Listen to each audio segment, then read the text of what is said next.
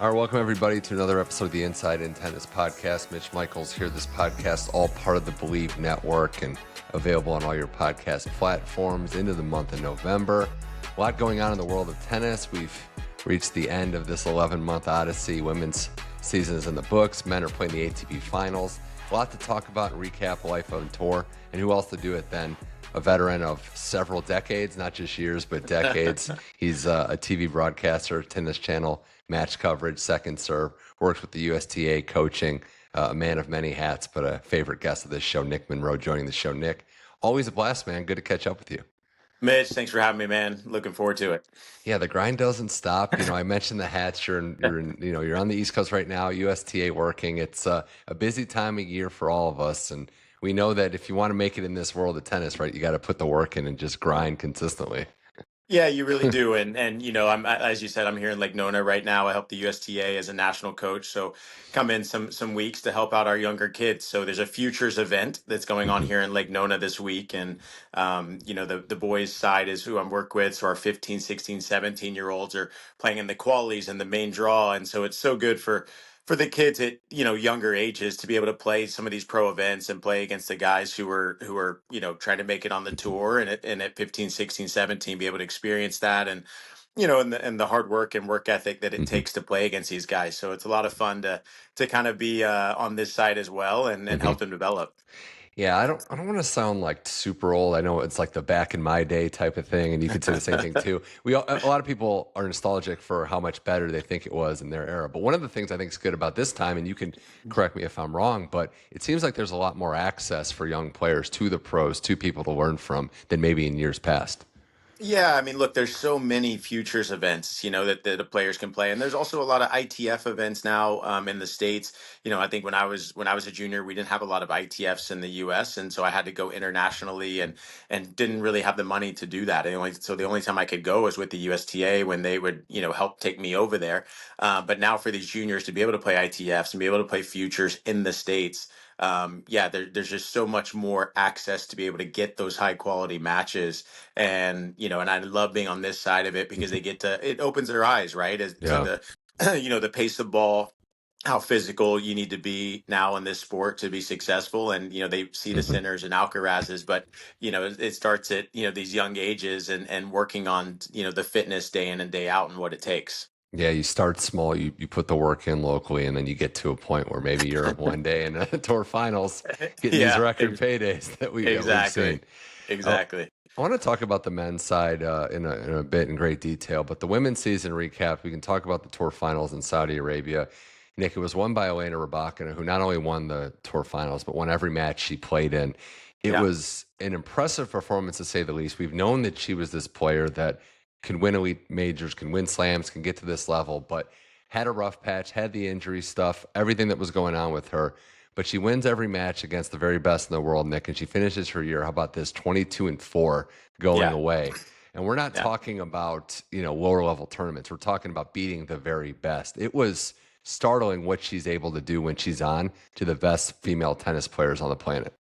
Yeah, I mean, look, we've always, been able to see Rybakina being a Wimbledon champion. We've always been able to see, the big game that she has, and then obviously now with her coach Vukov coming back during Cincinnati, and being able to have that coach and that presence and that feel back day in and day out was something that I think has just really helped her tremendously. Mhm. I think we also got to give a lot of praise to David Sanguinetti of being there for her when Vukov was out.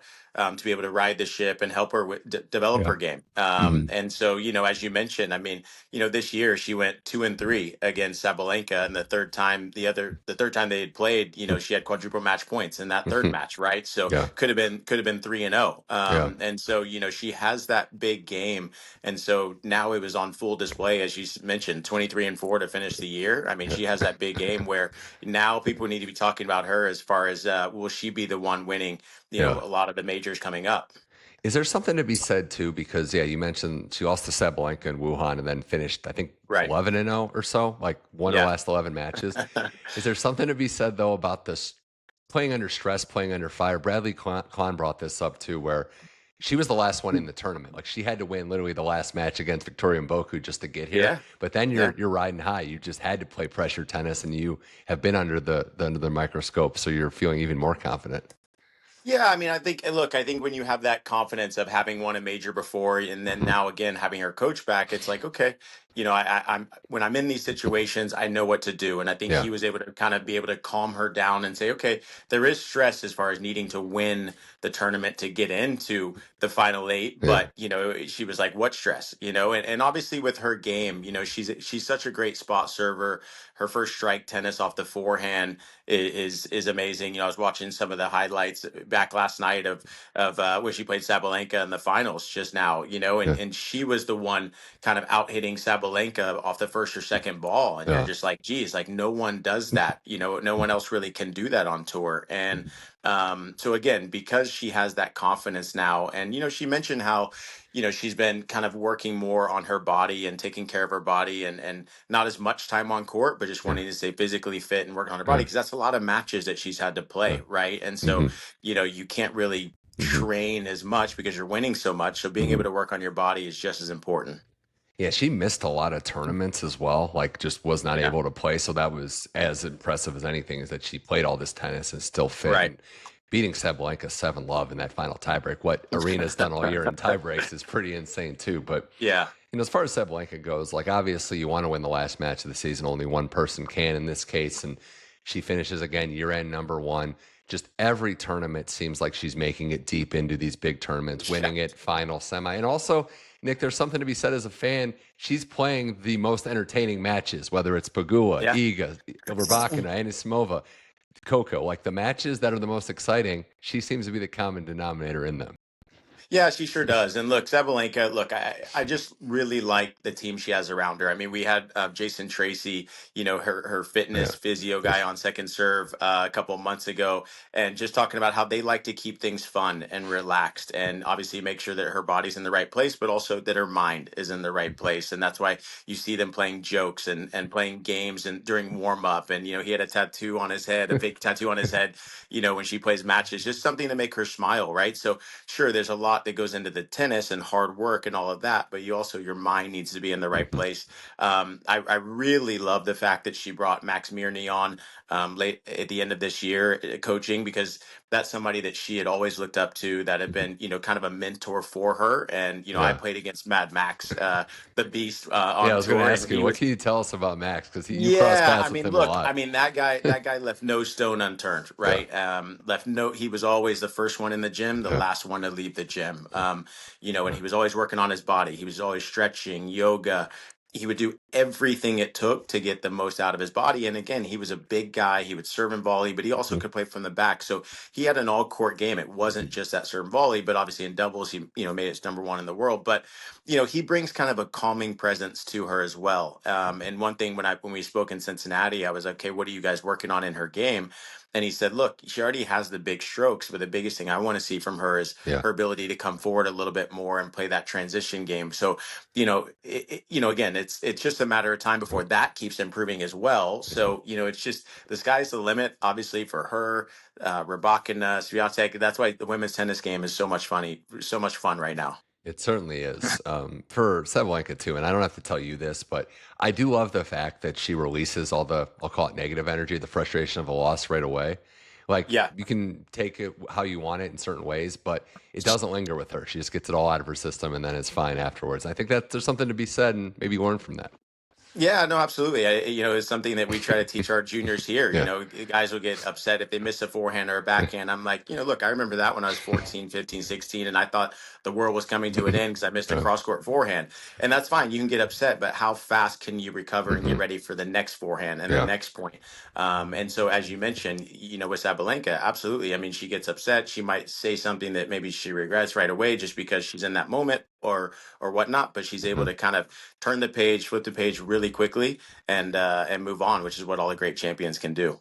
Well, it was a great WTA final. She had some classic matches. Sabalenka Pegula, again, Yeah. another epic match. And then Anisimova Iga, who she beats her for the second straight time. Before Sabalenka beat her in the semifinals, Amanda had won, I think, 15 straight deciders. So Yeah. it was an incredible year for Amanda. Iga winning Wimbledon. Yeah. I was looking at the stats, Nick, the top 9 in the world. And really, Andreeva didn't make the finals, but they were the ones that won all the tournaments and really transcended the game. The depth at the top, 1 to 9, was just incredible this year.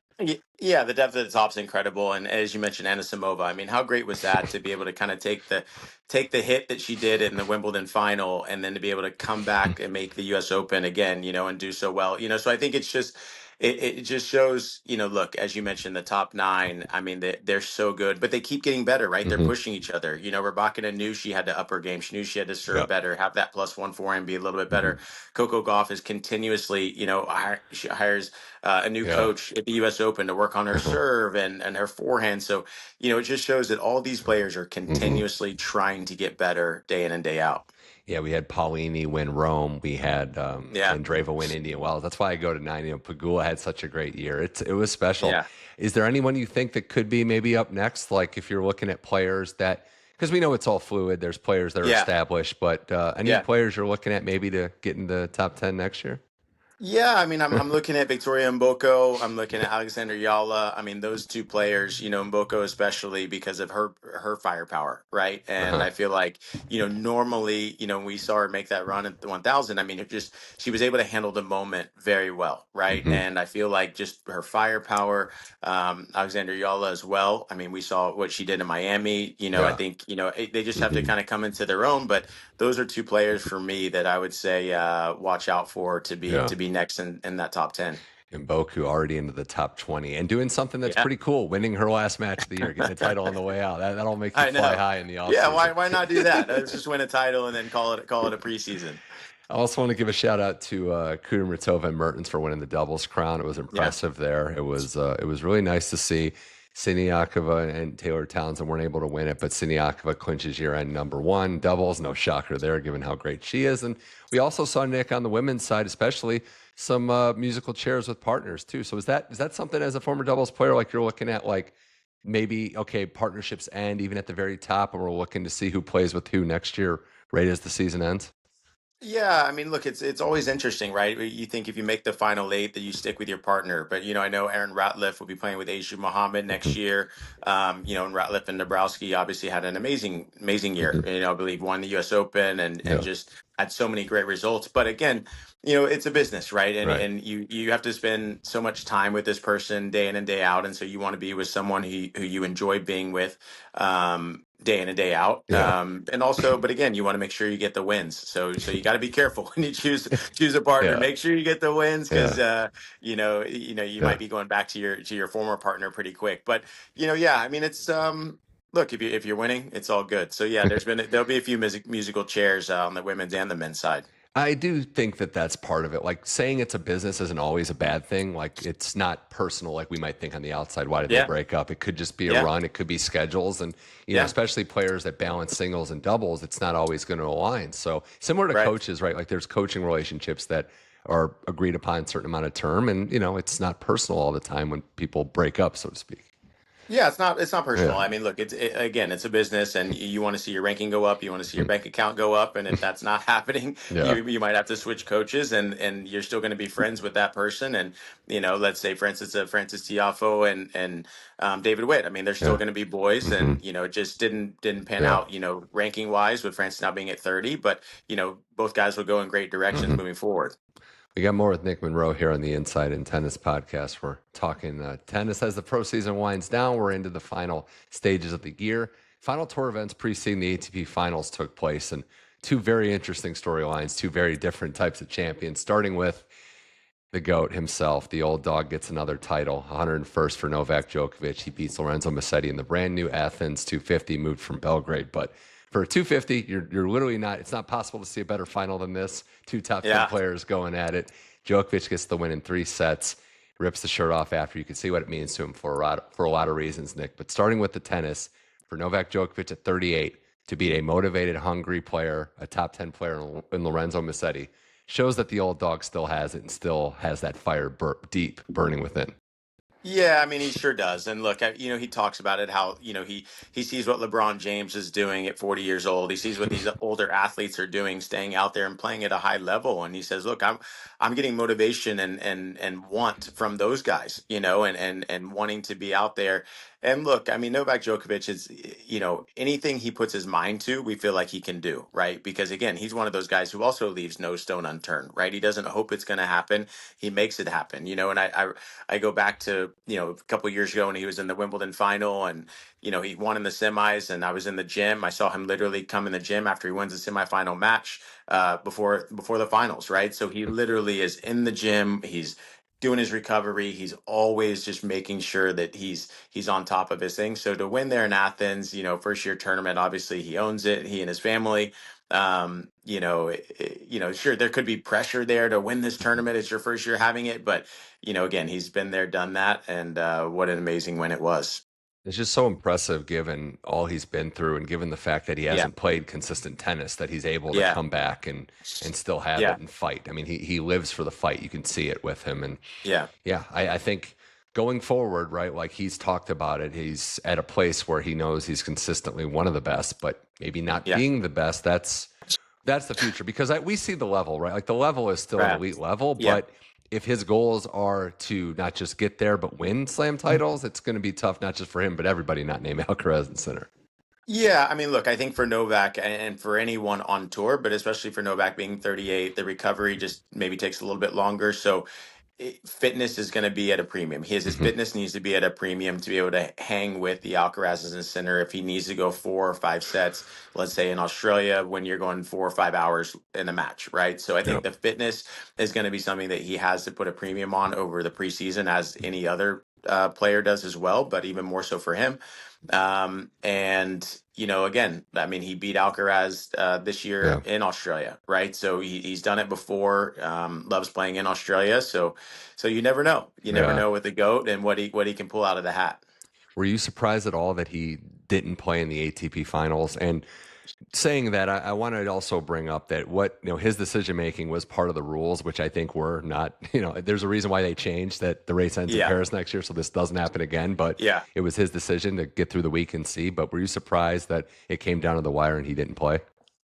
To be honest, not really. I Mhm. kind of had a feeling he might not play. I mean, look, he's been talking about how slams are what he wants to focus on, right? And that's what he wants to get his body ready and healthy for, are the slams. And sure, people say, well, he's got so much time to get ready for a slam, but look, I mean, this is still where if he won Athens, he was gonna have to play. I believe it was the next day, in Turin, and so that would have been a lot on the body and also mentally, right? I don't Mhm. think a lot of people understand when you win a tournament how mentally and physically exhausting it is. And he's, I mean, of course, he's always been one of the best at winning a tournament than just going and win the next week or the Mhm. next week. But it's a bit more difficult at 38 years old. And so, look, he couldn't pull out of the finals before he would play the Athens tournament. So, Yeah. he has to kind of, be politically correct and Mhm. finish the tournament first, and then kind of shake Musetti's hand and say, "Hey, man, I'm not going. Yeah. You're in. Don't worry about it." Yeah. So I believe that's that's pretty much what happened. But I had a feeling he would not, because look, doesn't really need to. It's not a financial gain for Yeah. him. He's not worried about winning that tournament. He's worried Yeah. about winning slams, because that's what everyone talks about. Yeah, again, bears repeating. No other sport like this. There's no the off season before the first slam is like a month and a half. Like there's no. Yeah, It's not like baseball where pitchers and catchers got a couple months. You can, No, and Yeah. exactly, and also because of how long the season is. I mean, look, Hmm. he'll probably wants to take a couple Hmm. weeks off to just Yeah. let the body relax, right? I mean, you don't want to. A lot of people don't understand that we finish so late that sometimes you can only take 1 week and maybe Yeah. not even a full week off before you need to start training, because Yeah. next thing you know, the first tournament is the first week of the year, Hmm. right? And you want to make sure that you're in peak performance. So I thought it was smart of him, because he's Hmm. not worried about winning that tournament. He's Yeah. worried about winning the Australian Open. Right. So why not just take your time? Well, he wants to go as long as the 2028 Olympics. It sounded crazy, but it's getting less crazy as the time passes, and he still looks okay. So it'll be here before you know it, I guess. Yeah, he said, "Look, I want to play in the Olympics with the Serbian flag." I mean, obviously we know that he's moved to Hmm. Greece, and that's why the tournament is in Hmm. Athens. But he said he wants to play in the Olympics with a Serbian flag, and why not? I mean, why not? We can't really put much past this guy, right? So I would say why not? And I'd love to see him there. Yeah, I'm not going to doubt him. No chance of that after what he's proven.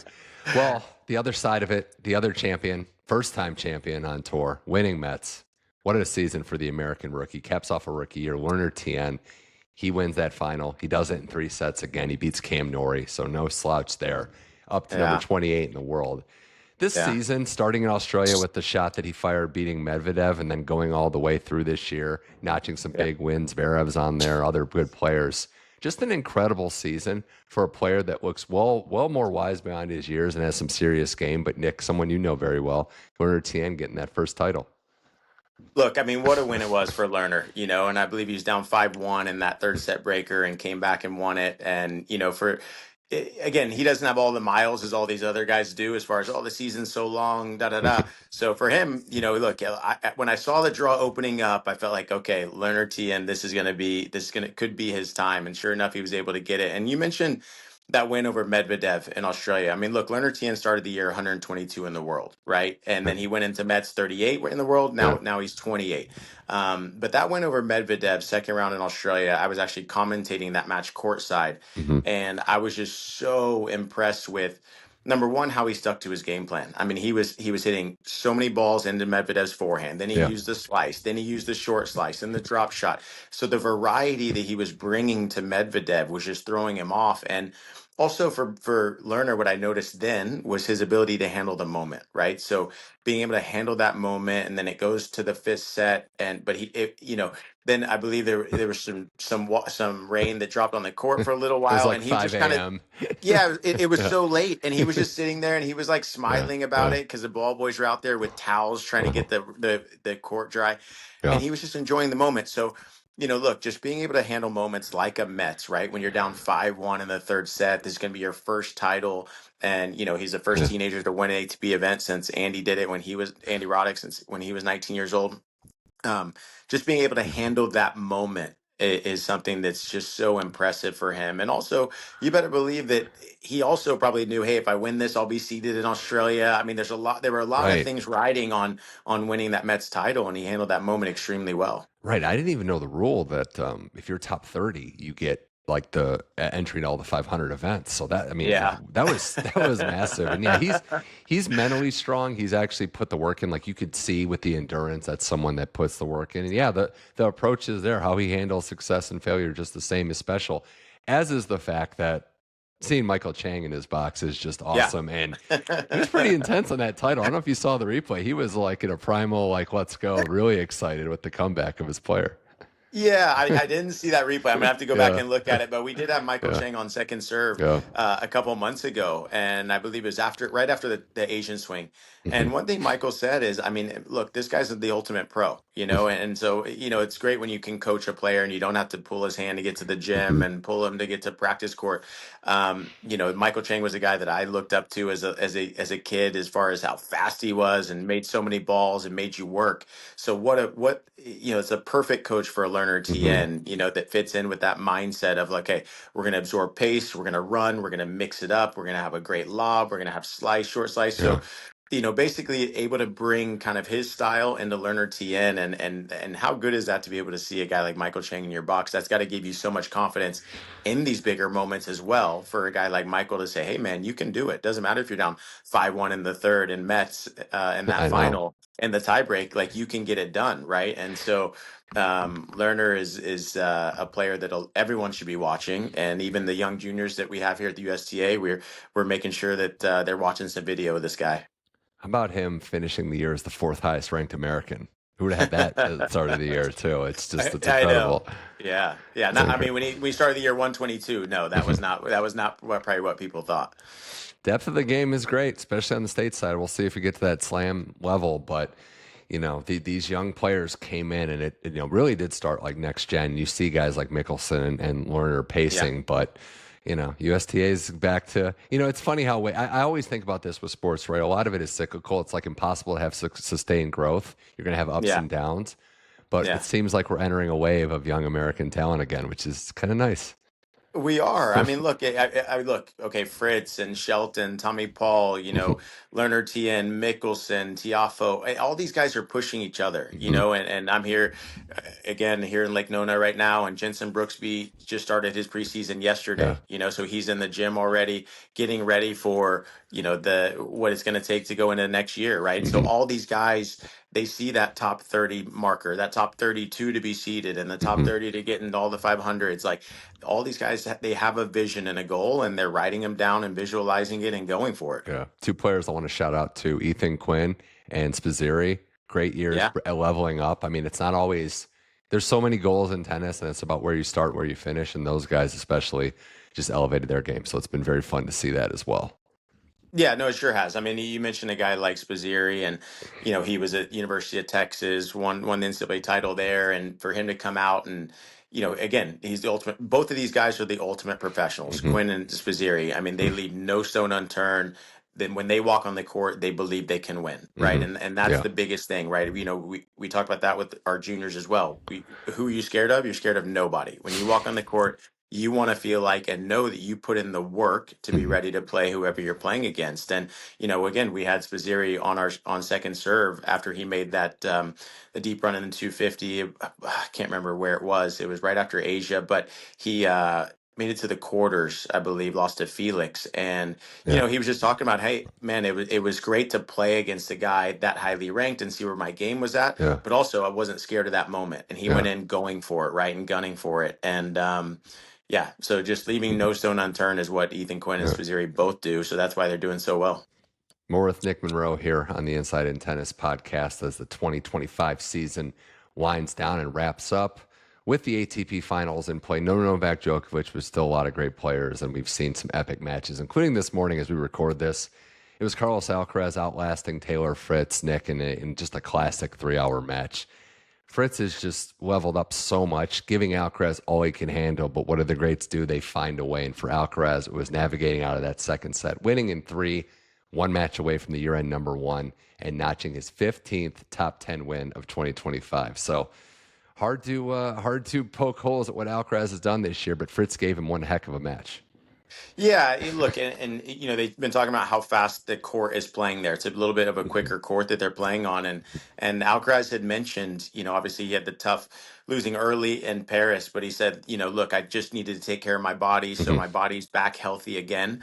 And one thing about Alcaraz is when he's having fun, that's when he's playing his best tennis. When he's getting the crowd involved and having fun, that's what you want to see from him, and that's why, let's say for instance, earlier in the year, he didn't play in Toronto because he needed to take some time off and kind of Hmm. enjoy after Wimbledon, kind of relax and enjoy. Hmm. And that's something that his coaches and agents have said, like he needs to have time and maybe and then be able to come back, have his body healthy, be Yeah. able to have fun on the court. And so right now on that fast court, Alcaraz is looking good. Yeah. So with a couple wins under his belt already, it's tough. Yeah. It's, and even the match against Demon Hour, right? Like Yes. Demon played so well, and Alcaraz, Yeah. yeah, when he's smiling, there's maybe no better athlete in sports that the reaction of their face tells the whole story. Yeah, I mean, look, and people are thinking, well, why I was smiling? Well, if you smile on the court, then your arm becomes looser, your heart rate goes down, you're not Mhm. as uptight, and then you can swing Yeah. freely. And so for a Sinner or an Alcaraz, when they're swinging freely, I mean, they just hit the ball so much Yeah. bigger than other players, right? And that's one thing that they do better than a lot of players is going from defense to offense. Yeah. As soon as they're in a corner, they're able to hit that shot with a lot of pace and also get back to the center quickly. Yeah. So again, yeah, those two guys right now, wow. Yeah. TC Live had a segment yesterday where they talked about the gap between Zverev number 3 and number 1,000 is closer than 3 and 2.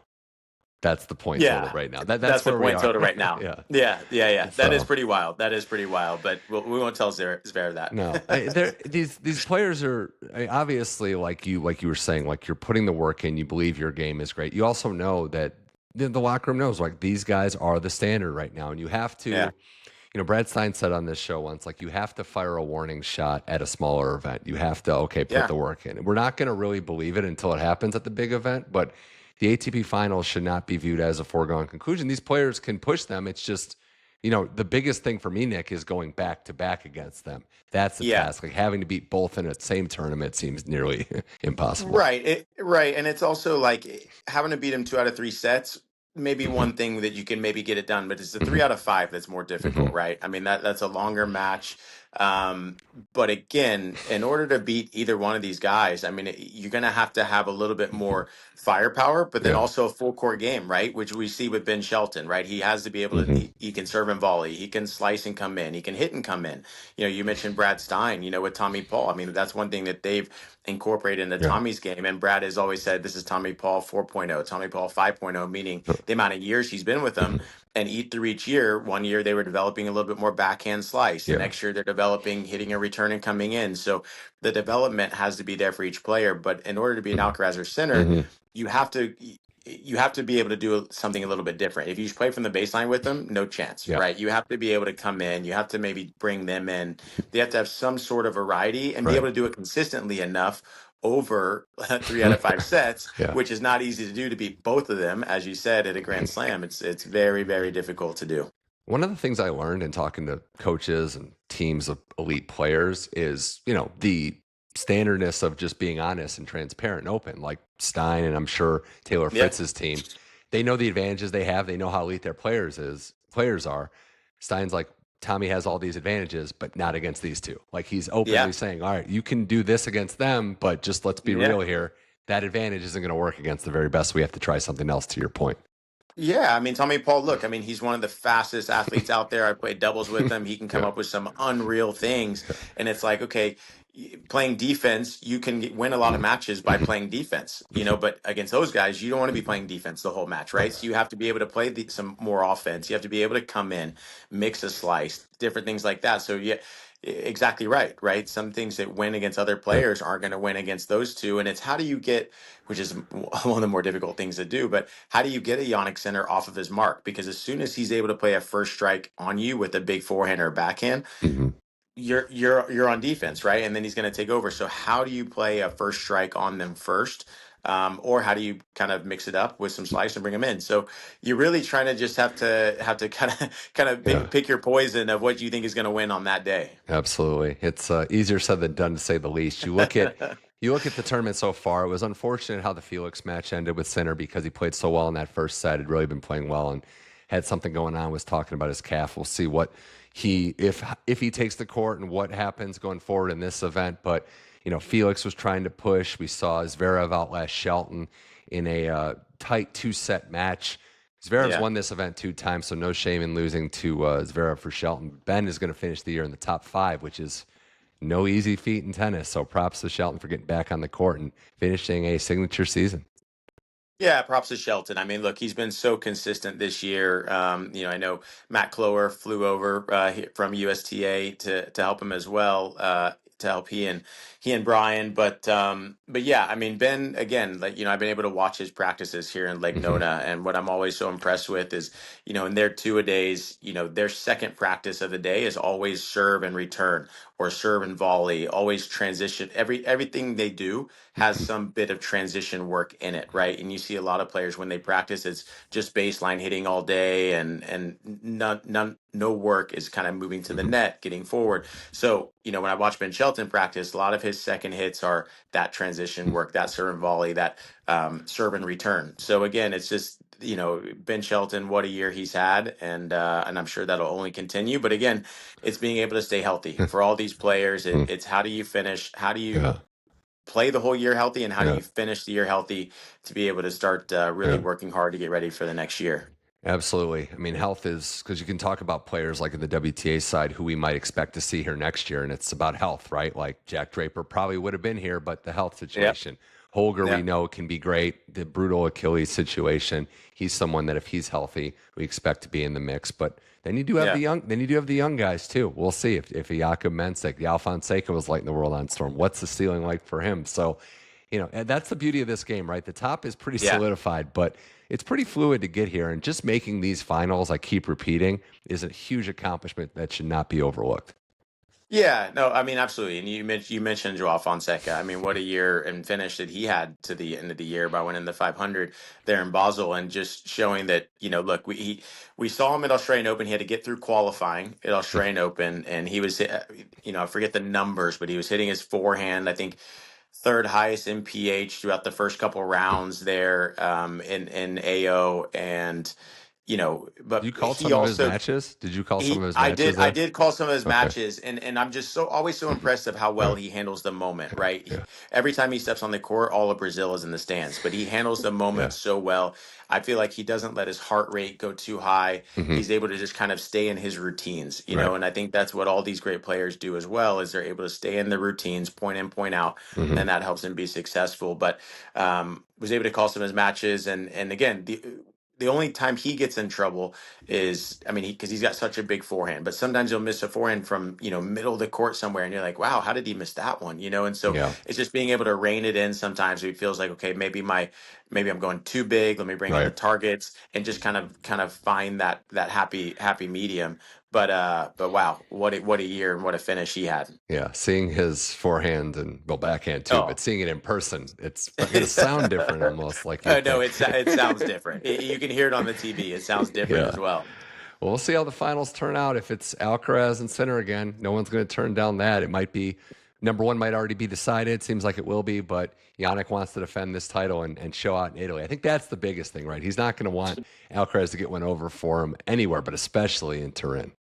Yeah, especially in Turin. I mean, that crowd is definitely behind Yannick, and oh man, I mean, I wouldn't want to play Yannick anywhere, No, but no. but especially in Italy, and you kind of feel like they made that court a Yeah, little bit quicker, even for him. I think he yeah. likes to have it just a little bit quicker like that, where he can just that ball's gonna, when he hits it, it's gonna rush through the court, gonna give guys no time to get on top of him, and if you can't get on top of him, you're in trouble. Yeah, it's going to be a long day, a long night, whatever it is. Well, Nick Monroe, it always is a pleasure talking tennis with you, learning stuff. I know our audience appreciates it, but what do you got going on in the next couple months? I know you'll be back Tennis Channel. We got tennis starting at the new year. So what's the next couple months look like for you on and off the courts?